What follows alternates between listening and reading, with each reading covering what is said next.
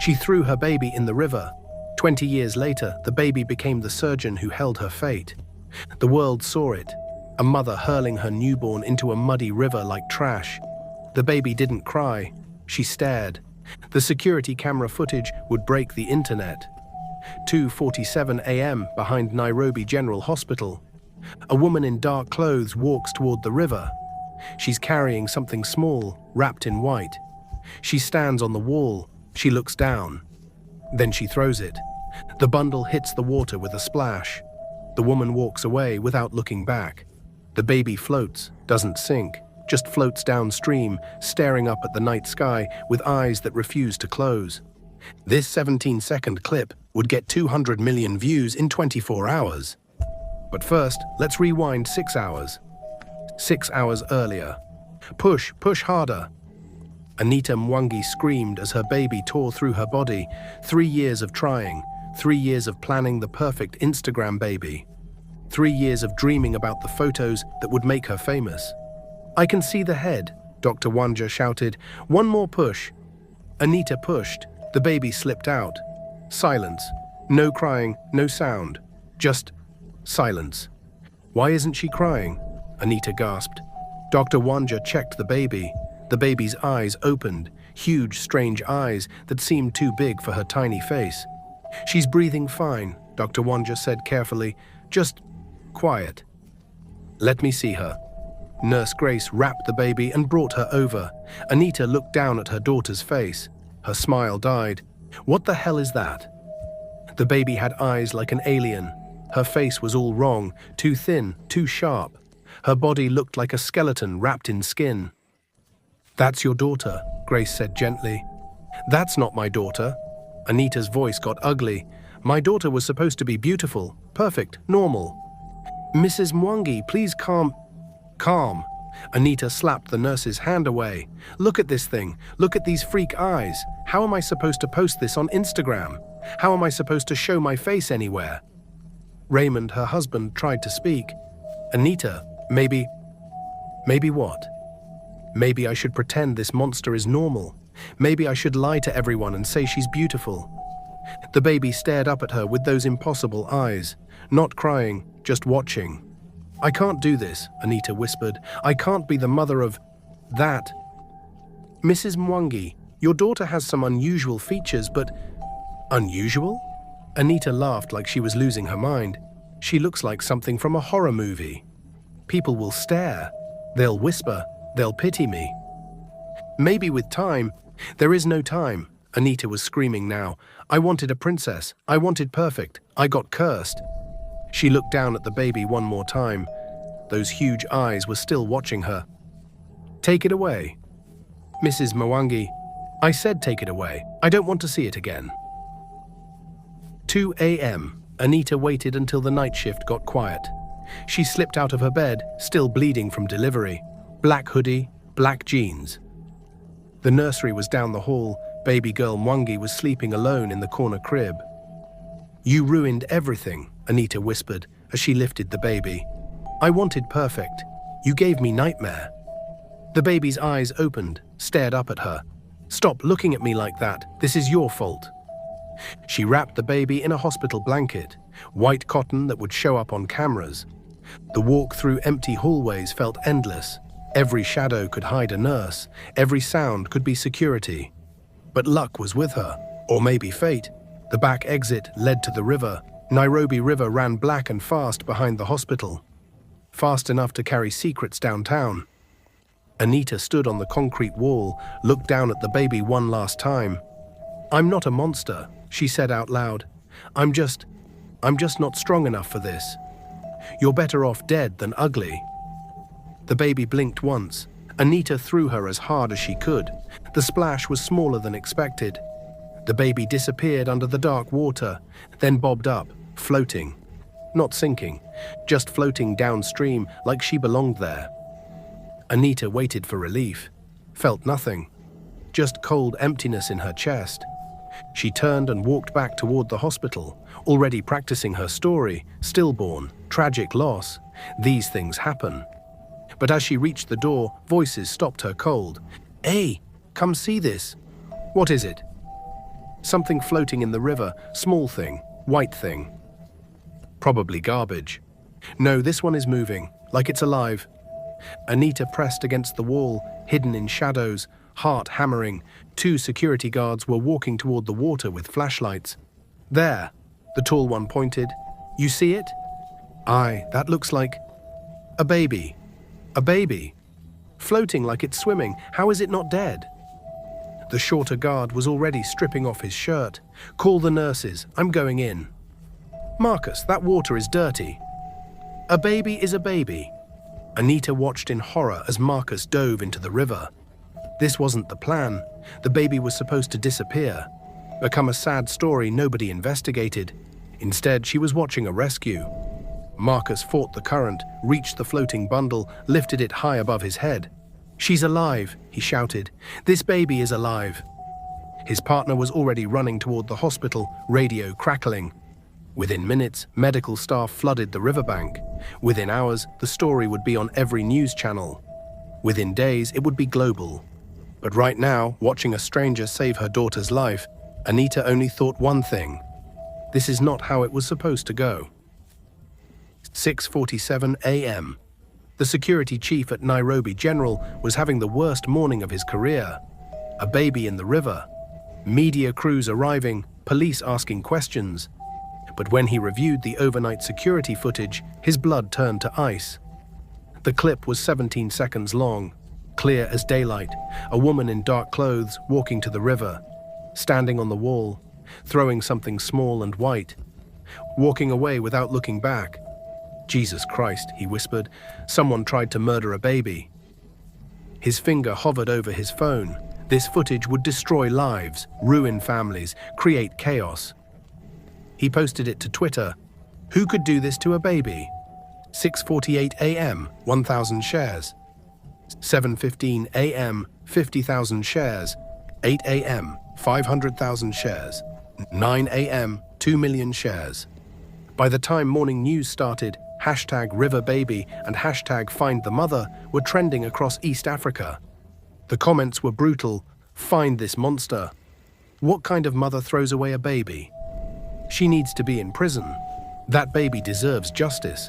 But 50 kilometers away in Kibera slums, a woman named Veronica was walking to the river with her 7-year-old son, Elliot, completely unaware that her life was about to explode.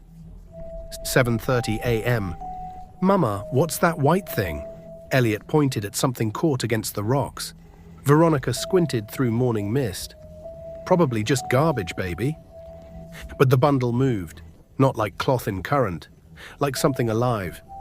Mama, I think there's a baby in there. Veronica's heart stopped. Don't be silly, who would... The bundle moved again. Veronica was already pulling off her shoes, wading into dirty water, fighting the current until she could reach the white cloth caught against the rocks. When she lifted it, her world changed forever. A baby. Tiny, perfect, alive.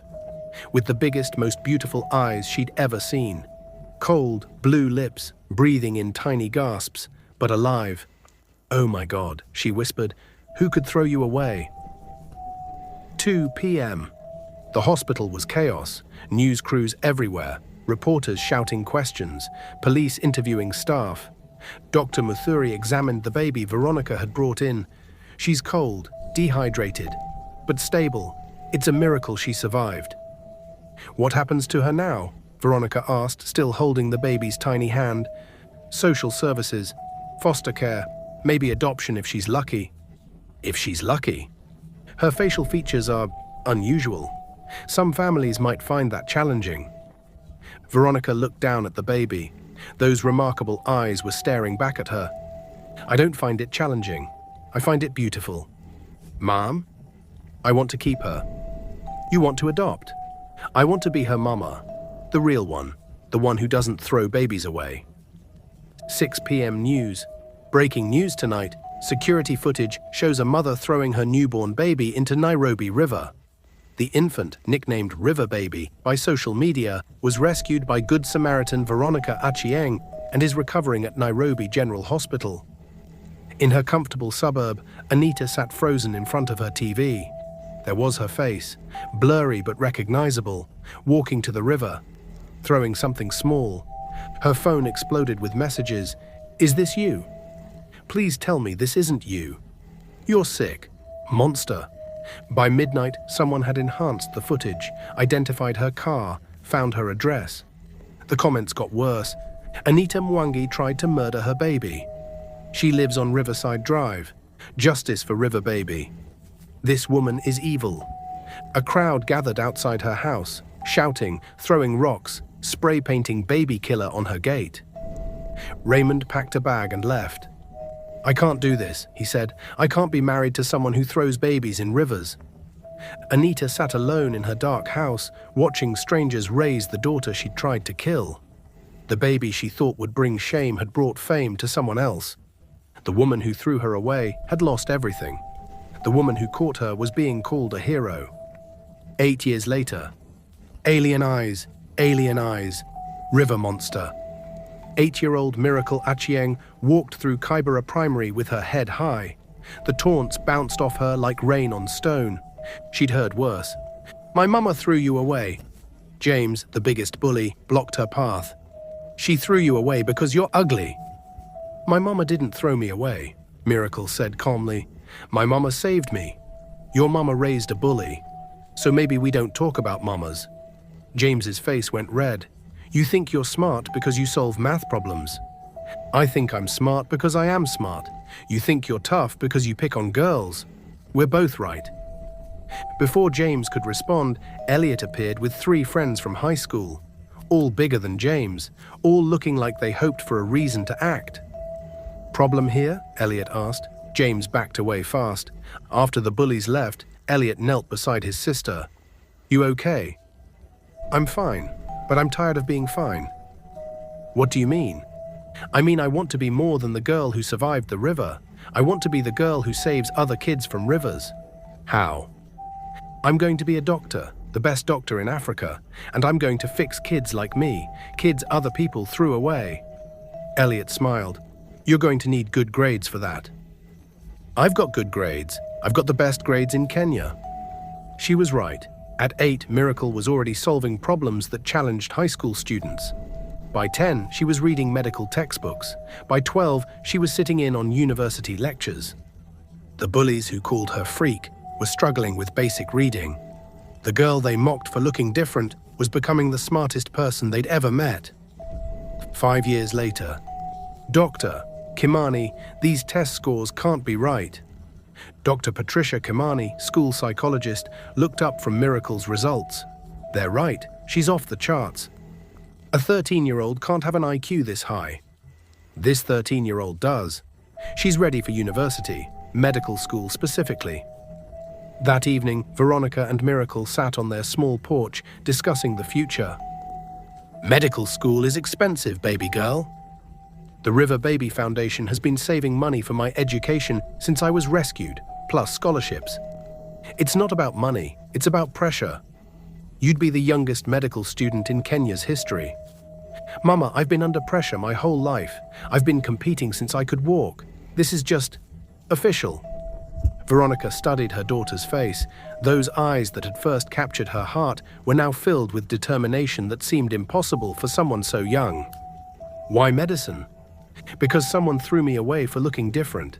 Now I want to save kids who look like I did. I want to prove that being broken doesn't mean staying broken." "You're not broken, baby." "I know, but other people don't know that yet. I'm going to teach them. Medical school admission, the application made international news. River Baby applies to medical school, screamed headlines across Africa. Social media exploded. She's 13 years old. The baby who survived the river wants to save others, from discarded to doctor. The interview was broadcast live, millions watching a teenager explain why she wanted to heal people. "Medicine isn't just about fixing bodies," Miracle told the panel. "It's about fixing the way society sees broken people. I want to show the world that the kids they throw away grow up to save lives." "And you think your personal experience makes you qualified?" "I think my personal experience makes me necessary." The acceptance announcement crashed the university's website. #RiverDoctor trended globally. The girl who was thrown away for being defective was now being celebrated as a genius. Medical school years. Miracle devoured medical education like someone starving. While classmates complained about long hours, she remembered Veronica working 3 jobs. While they struggled with anatomy, she memorized every bone, muscle, and nerve like her life depended on it. Because it did. She's brilliant but intense, Professor Ngugi told colleagues. No patience for students who waste opportunities. Indeed, Miracle had zero tolerance for classmates who took their education for granted. While they partied, she studied. While they dated, she researched. While they complained, she excelled. Her focus became legendary. She could handle surgeries while others fainted. She memorized drug interactions like poetry. She approached every patient with clinical skill and emotional understanding that surprised senior doctors. She has surgeon's hands and a healer's heart, Dr. Muturi observed. But more than that, she understands what it feels like to be seen as damaged. By graduation at 17, Miracle had published research papers, assisted in complex surgeries, and been recruited by hospitals worldwide. But her choice surprised everyone.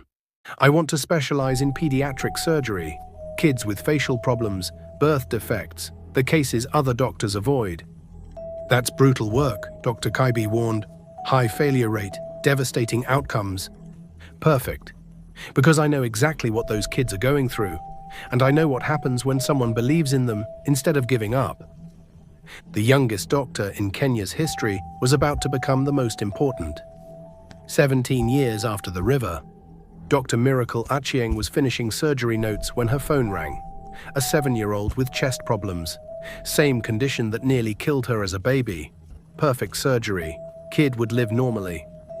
Dr. Achieng? This is Dr. Mwema from Nairobi General. We have a situation.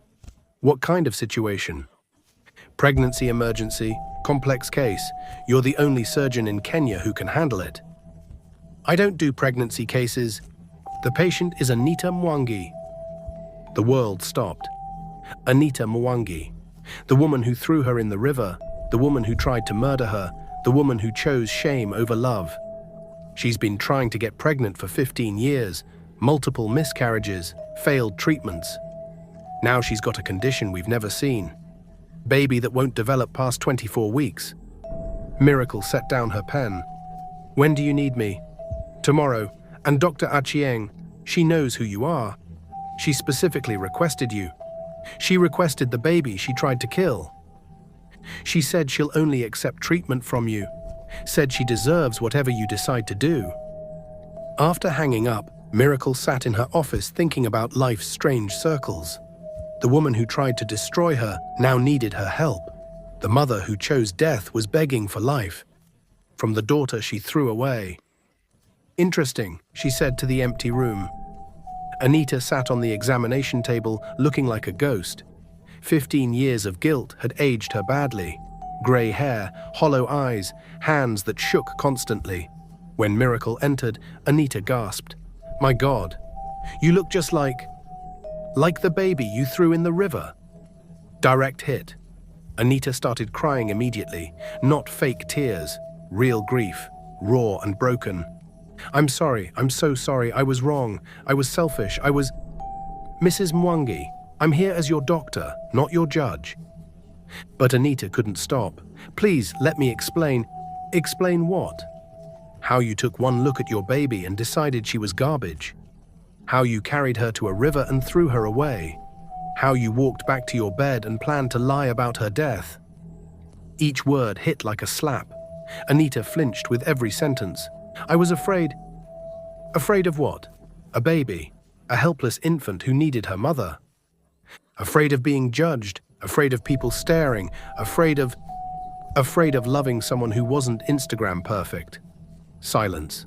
Anita kept crying while Miracle fought to stay professional. Your ultrasounds show a 24-week baby. Healthy but not growing. No response to medications. How long has this been happening? 3 months. Every pregnancy ends the same way. They develop to 24 weeks and stop. Then they die. How many pregnancies? 15, all ending in miscarriage. Miracle made notes, medical training overriding personal fury. Any doctors explain the pattern? They call it punishment. God's way of making sure I never keep a child after I threw away the first one. Medicine doesn't deal in divine punishment. Doesn't it? Anita looked directly at Miracle, because every doctor says there's no medical reason I can't carry to term. Perfect hormones, perfect anatomy, perfect everything. Except the babies refuse to be born. She gestured to her belly. This one has been 24 weeks for 3 months, alive but stuck, taking my nutrients but refusing to grow. How do you explain that medically? Miracle was quiet. The case was indeed unusual. Imaging showed a healthy baby frozen in time. I'll run more tests. But Mrs. Mwangi, if this continues, it could kill you. Infection, bleeding, organ failure. And if you operate? Surgery carries risks. 24 weeks gives the baby maybe 60% survival odds. Long-term disabilities possible. 60%. Yes. Those were probably your odds when I threw you in that river. The observation hit like a punch. Anita was right. A newborn in a river had maybe 60% chance of being found alive. The difference is this baby has a mother who wants her to live. Does she? Anita's tears came harder. Because I'm not sure I deserve to be called a mother after what I did to you. Miracle closed the file. Mrs. Mwangi, 17 years ago you chose appearance over substance, shame over love, selfishness over sacrifice. That choice has consequences forever. Anita nodded. But today I have a choice. I can be the doctor who lets personal history interfere with patient care. Or I can be the doctor who saves lives regardless of whose life it is. She stood up. I'm scheduling surgery tomorrow. We're delivering this baby. Not because you deserve it. Because she does. Thank you. Don't thank me yet. Thank me if we both survive.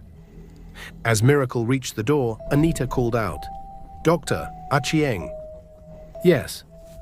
The woman who raised you, she did it right. You became everything I was too stupid to see. Yes, she did. Live Broadcast, International Medical Conference.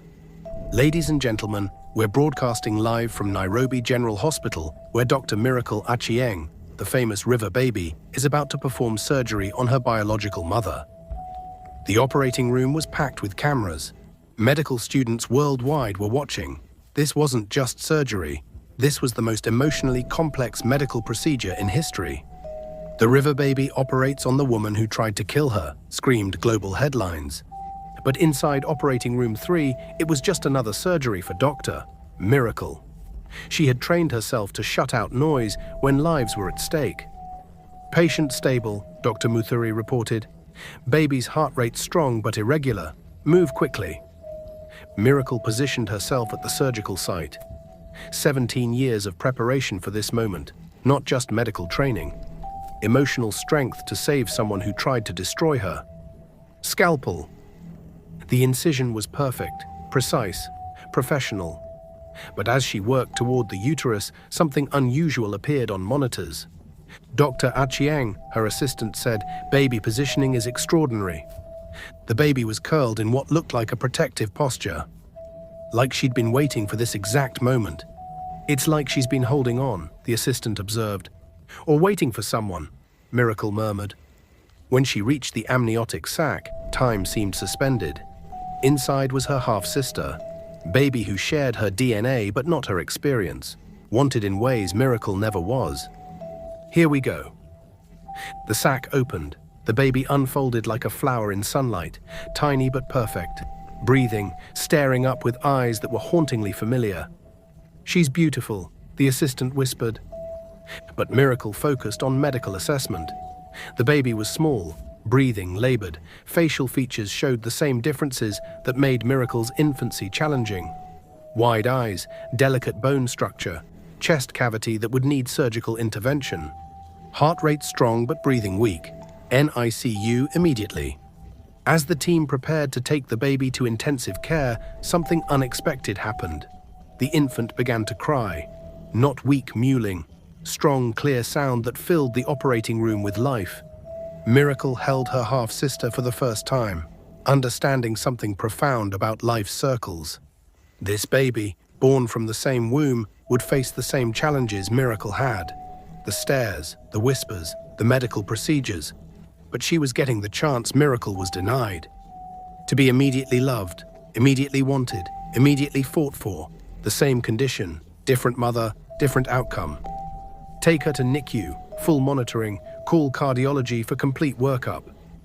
As the team rushed the baby out, Miracle turned back to Anita, who was bleeding badly. Blood pressure dropping. She's bleeding out. For 30 minutes, Miracle fought to save the woman who tried to end her life. Every ounce of skill, every bit of control.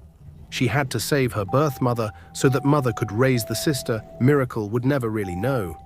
Bleeding controlled, patient stable. As they closed, Dr. Wainaina pulled Miracle aside. Extraordinary work under impossible circumstances.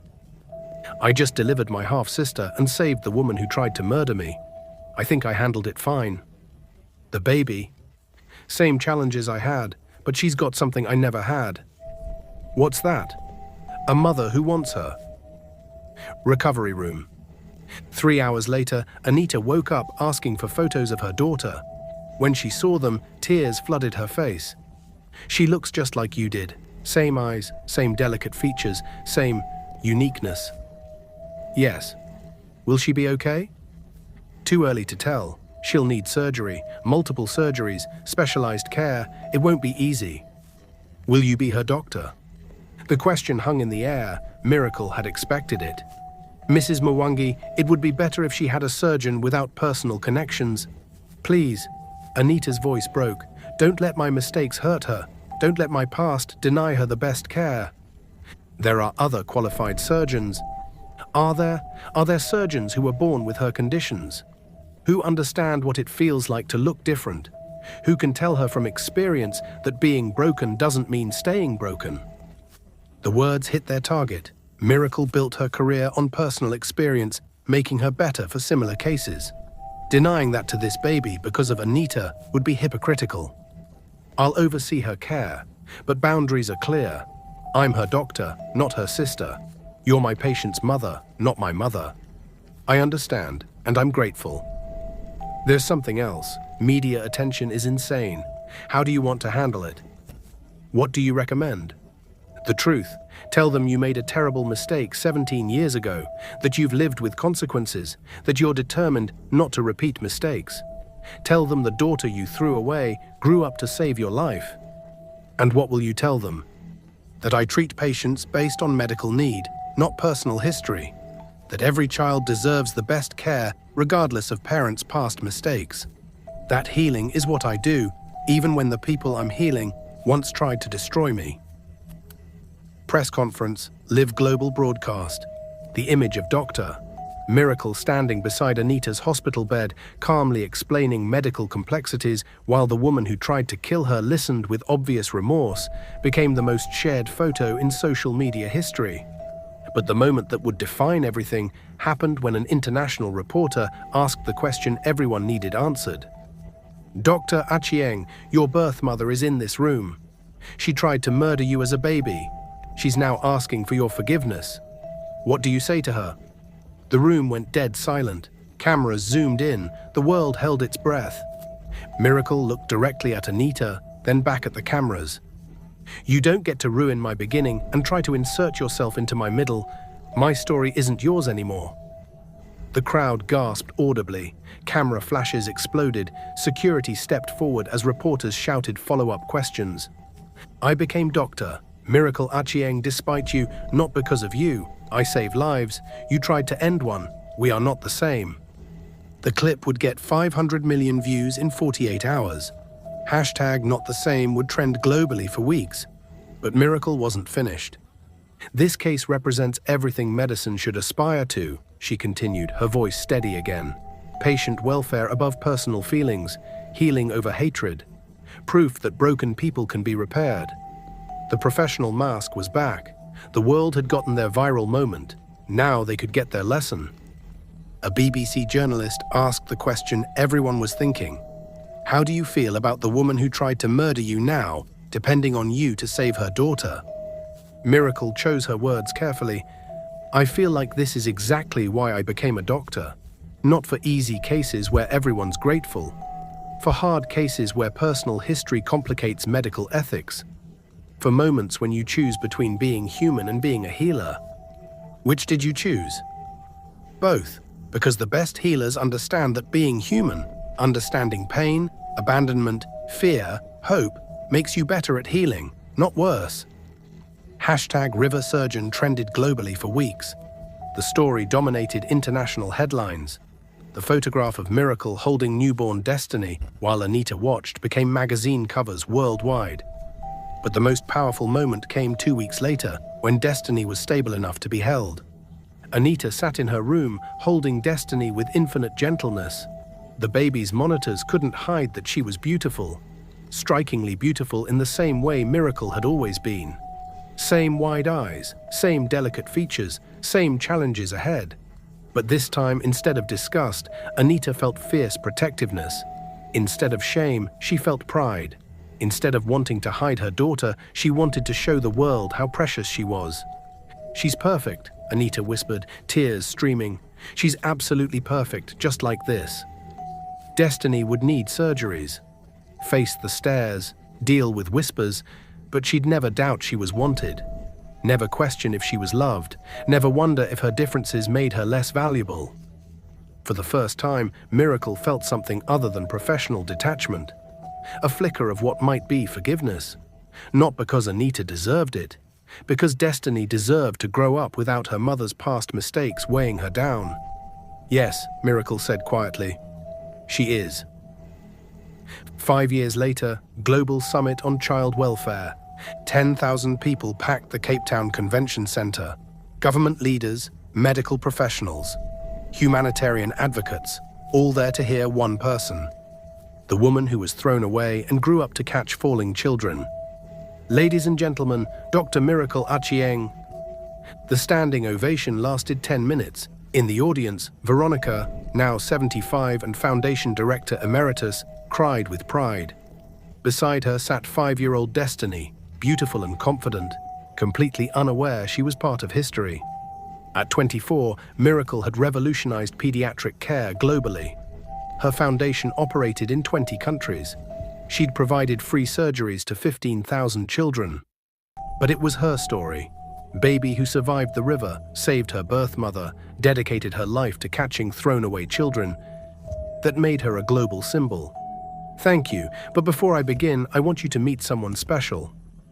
She gestured toward Destiny, who waved enthusiastically at the crowd. "That's my sister Destiny.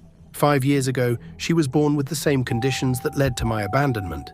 But unlike me, she never spent one day unwanted. She's proof the world is changing, one family at a time." Warm applause filled the auditorium. Many wiped tears, seeing the little girl who represented hope. My story begins with a question that haunts millions. What do you do when the child you're given doesn't match the child you expected? Silence, complete attention. 24 years ago, my birth mother answered by throwing me in Nairobi River. She couldn't handle a daughter who looked different, so she decided I should die. But here's what she didn't understand. Being different isn't being damaged. Looking unusual isn't being broken. Needing extra care isn't being worthless. My birth mother saw a problem to eliminate. My adoptive mother saw potential to nurture. The difference between those perspectives is the difference between creating miracles and throwing them away. The screen behind her showed photographs from foundation centers across Africa, before and after images of transformed children. These are kids we've treated, everyone born with differences that made them targets for abandonment. But what you're seeing isn't just medical treatment, you're seeing a shift in how we define human worth. She advanced to the next slide, a map of Africa dotted with center locations. Today I'm announcing our most ambitious expansion. Over 5 years, we'll establish centers in every African nation. Free treatment for any child with facial differences. But more than that, we'll change the conversation about being different. Applause erupted, but Miracle wasn't finished. This expansion is funded by unprecedented partnerships, governments, organizations, donors who understand that catching falling children isn't charity, it's investing in human potential. Her eyes found Anita in the back row. Her birth mother was barely recognizable. 5 years of raising Destiny, learning to love a different child, had transformed her into someone who understood every human life's value. But treatment centers aren't enough. We need to address the root, societies that teach parents to be ashamed of children who don't fit narrow normal definitions. Statistics flashed on screen that made the audience gasp. Every year, 50,000 children are abandoned across Africa because of physical differences. 50,000 potential doctors, teachers, artists, leaders thrown away because parents couldn't see past surface differences. Her voice grew passionate. I stand here as living proof that the children the world throws away often grow up to save it. I was discarded because my birth mother thought I was too ugly to love. But that abandonment, that knowledge of being unwanted, made me a better doctor, more compassionate healer, more effective advocate. The audience was crying openly now. Every child we save becomes hope multiplied. They grow up to save others, advocate for families, prove that being different isn't limitation, it's superpower. She gestured toward Destiny again, now in Veronica's lap, watching her big sister command thousands. My sister will grow up in a world where facial differences don't mean hiding or abandonment. She'll know she's beautiful exactly as she is, that her differences are gifts, not burdens. But Destiny's experience should be normal, not exceptional. Every child born anywhere should have the right to be loved, supported, celebrated regardless of how they look. Her voice dropped to a whisper that carried perfectly. You can throw away a body, but you cannot erase a name. You can abandon a child, but you cannot destroy their potential. You can see differences as problems, but that doesn't make it true. She straightened, voice gaining power. I am Dr. Miracle Achieng.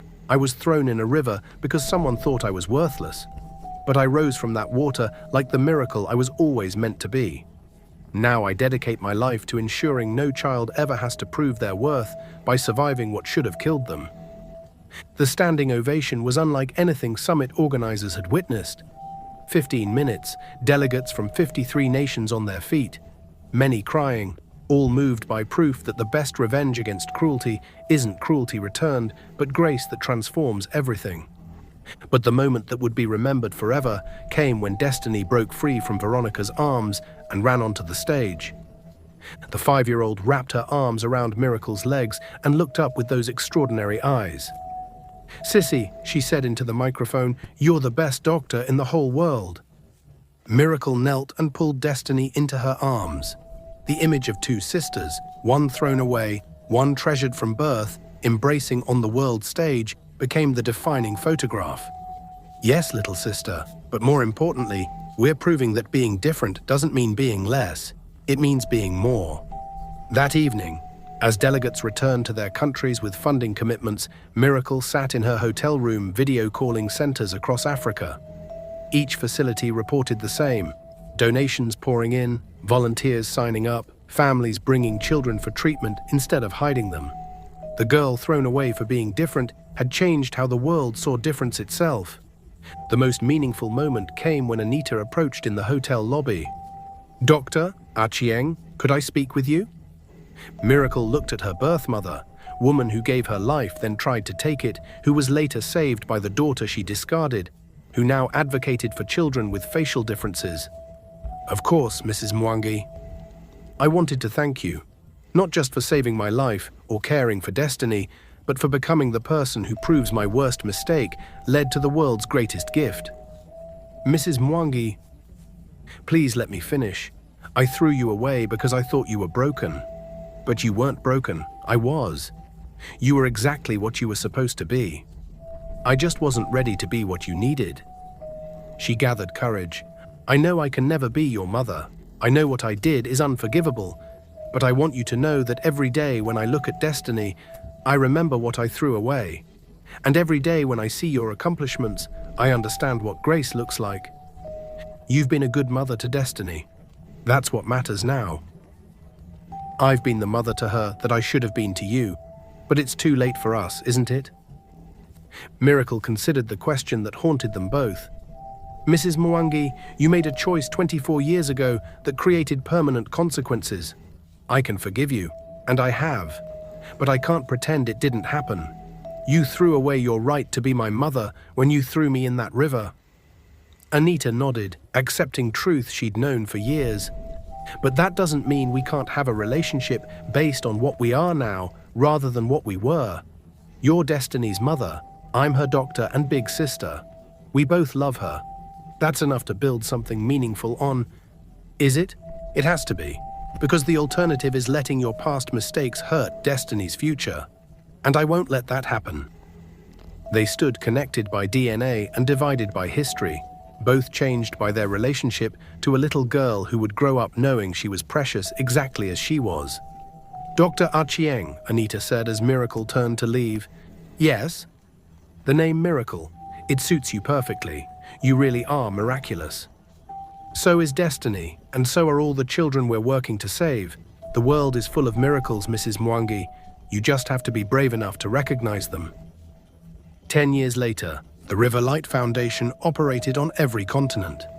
Dr. Miracle Achieng's approach to treating facial differences had been adopted by medical schools worldwide. Her autobiography, Rising from the River, was required reading in courses on medical ethics and human resilience. But the most meaningful measure was found in thousands of children who now grew up believing different was a gift, not burden. On a sunny Nairobi afternoon, 15-year-old Destiny Mwangi stood before her own audience. The graduating class of Riverlight Academy, the first school designed for children with facial differences and their families. "My sister was thrown away as a baby because someone thought she wasn't worth keeping," Destiny said, voice strong despite her young age. "But that person was wrong. She wasn't worthless. She was priceless. Now, because of her work, none of us have to prove our worth by surviving what should have killed us." In the audience, Miracle wiped tears of pride watching her sister, confident, articulate, beautiful, address an audience without trace of shame about her unusual features. Beside her, Veronica, now 85 and sharp as ever, squeezed Miracle's hand. "You did it, baby girl. You caught them all." In the back row, almost unnoticed, Anita listened to her younger daughter speak about her older daughter with mixture of pride and regret that would never fully heal. She had thrown away a miracle, but miracles, as it turned out, were harder to destroy than she'd ever imagined. The river had given Miracle back to the world, and the world was better for it. The end. In memory of every child told they weren't worth keeping, in honor of every adoptive parent who saw treasure where others saw trouble, in celebration of every river that becomes a pathway to purpose, every abandonment that becomes adoption, every difference that becomes gift. Some people are thrown away not because they're worthless, but because they're too precious for the people who lose them. This is the story of one who refused to stay lost. Final viral statistics. Opening hook, 500 million plus shares in first week. Security footage, 200 million views in 24 hours. Hashtag RiverBaby, trending globally for 3 weeks. Hashtag Find the Mother, 500 million interactions. Hashtag Not the Same, 1 billion plus impressions after press conference. Hashtag River Surgeon, 1 billion plus impressions worldwide. Press conference roast, most clipped moment in medical history. Summit speech, 50 million live viewers, 300 million replay views. The baby thrown away became the voice that changed everything.